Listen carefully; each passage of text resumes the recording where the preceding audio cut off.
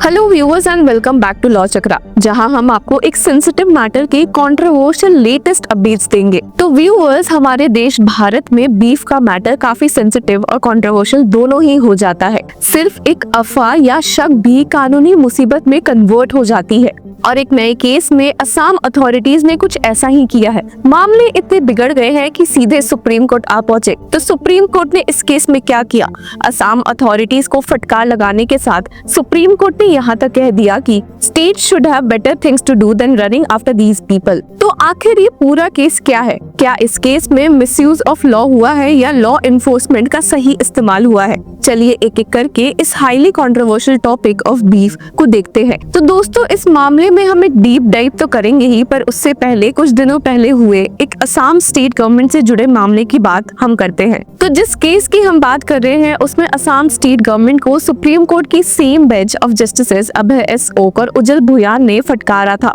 असल में ये मसला जुड़ा था असम के फॉरेनर डिटेंशन सेंटर से, जिसमें इलीगल इमिग्रेंट्स या उन लोगों को रखा जाता है जो फॉरेनर ट्रिब्यूनल्स के थ्रू डिक्लेयर्ड नॉन इंडियंस होते हैं। कोर्ट ने असम गवर्नमेंट को फटकारते हुए कहा था कि डिक्लेयर्ड फॉरेनर्स को बिना किसी रीजन के डिटेंशन सेंटर्स में इंडेफिनिटली नहीं रखा जा सकता, स्पेशली तब जब उन्हें एज फॉरेनर आइडेंटिफाई किया जा चुका है। इस फटकार के बाद लोगों के मन में सवाल उठने लगा कि क्या असम स्टेट गवर्नमेंट के पास इतने पैसे हैं कि वो इंडियन सिटीजन्स के अलावा फॉरेनर्स की भी देखभाल कर सकते हैं? और इस लेटेस्ट केस में सुप्रीम कोर्ट के डांट के बाद एक और सवाल लोगों के मन में उठा है कि क्या असम स्टेट गवर्नमेंट के पास पैसों के साथ साथ इतना टाइम भी है कि वो ऐसे मैटर्स में इन्वॉल्व हो रहे हैं? तो अगर बीफ वाले मैटर पर वापस आते हैं जो असम का है, तो यहाँ पर एक ट्रांसपोर्टर को सिर्फ इसलिए अरेस्ट कर लिया गया क्योंकि वो पैकेज्ड रॉ मीट ट्रांसपोर्ट कर रहा था। अथॉरिटीज का कहना था कि ये मीट सस्पिशियस था और शायद बीफ भी हो सकता था। और यहीं पर एक बड़ा सवाल हमारे सामने आ गया कि सिर्फ देखकर कैसे पता चलेगा कि कोई स्पेसिफिक मीट बीफ है या नहीं?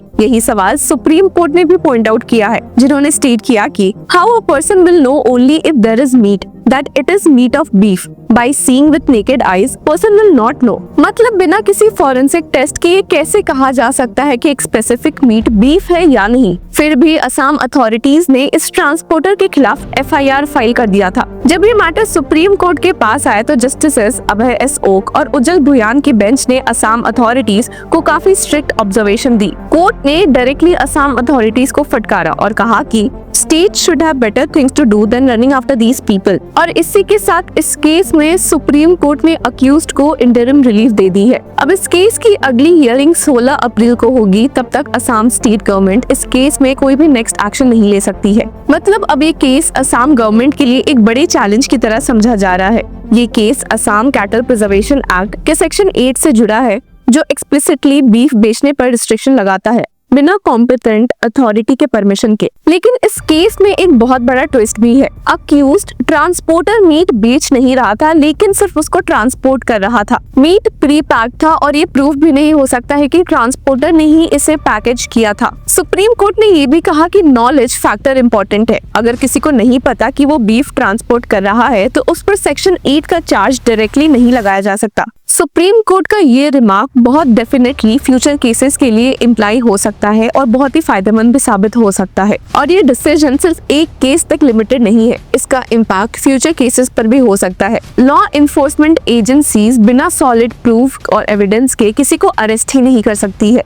किसी भी मीट ट्रांसपोर्टर या ट्रेडर के अगेंस्ट आर्बिट्ररी FIR फाइल करना डिफिकल्ट हो जाएगा। जुडिशरी ने अपने इस ऑर्डर से एक बार फिर से अपना खुद का रोल स्ट्रेंथन किया है, जो मिसयूज ऑफ पावर को कंट्रोल करेगा। इसके साथ ही एक नजर उस केस पर हम डाल लेते हैं जिसकी बात हमने इस वीडियो की शुरुआत में की है। क्या किसी को बिना किसी रीजन के डिटेंशन सेंटर में रखा जा सकता है? और अगर सुप्रीम कोर्ट डिक्लेयर कर चुका है कि फॉरेनर है तो उसकी डिपोर्टेशन अभी तक क्यों नहीं हो रही? ये एक ऐसा लीगल केस है जो सिर्फ असम के लिए जरूरी नहीं बल्कि हमारे पूरे देश के लिए बहुत जरूरी है। पर इस केस में एक ट्विस्ट तब आया था जब असम सरकार ने कहा कि उनका फॉरेन एड्रेस ही नहीं पता तो डिपोर्टेशन कैसे करे। बस फिर क्या था, जस्टिस ओक काफी भड़क गए थे, जिन्होंने डांटते हुए कहा भी कि आप किसी मुहूर्त का इंतजार कर रहे हैं और गरज पूछते हुए ऐड ही किया कि you have refuse to start deportation saying their addresses are not known. Why should it be our concern? You deport them to their foreign country.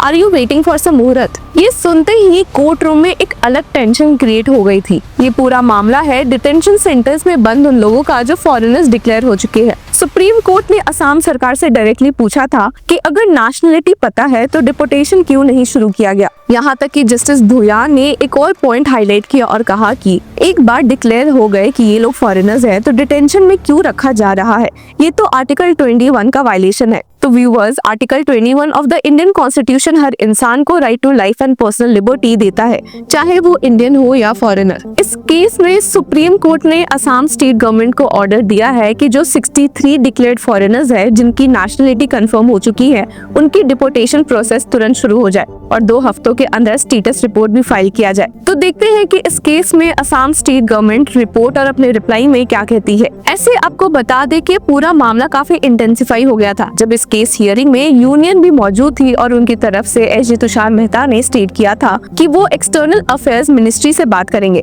और जिसके साथ ही सुप्रीम कोर्ट बेंच ने यूनियन गवर्नमेंट से भी कहा है कि जितने लोग डिपोर्ट हो चुके हैं उनकी डिटेल्स भी वे फाइल करें। अब अगर हम बीफ वाले केस पर वापस आए तो एक सवाल ये उठता है कि क्या असम गवर्नमेंट को इस केस में FIR वापस ले लेना चाहिए? क्या मीट ट्रांसपोर्ट पर इतने स्ट्रिक्ट पुलिसिंग जरूरी है और क्या ये एक लीगल प्रेसिडेंट बन सकता है जो पूरे इंडिया में अप्लाई हो? तो व्यूवर्स, आपका क्या कहना है? क्या यहाँ पर लॉ का मिसयूज हुआ है या फिर ये एक जेन्युइन कंसर्न है? कमेंट सेक्शन में हमें बताएं और ऐसे ही वीडियोस के लिए सब्सक्राइब करें टू लॉ चक्रा।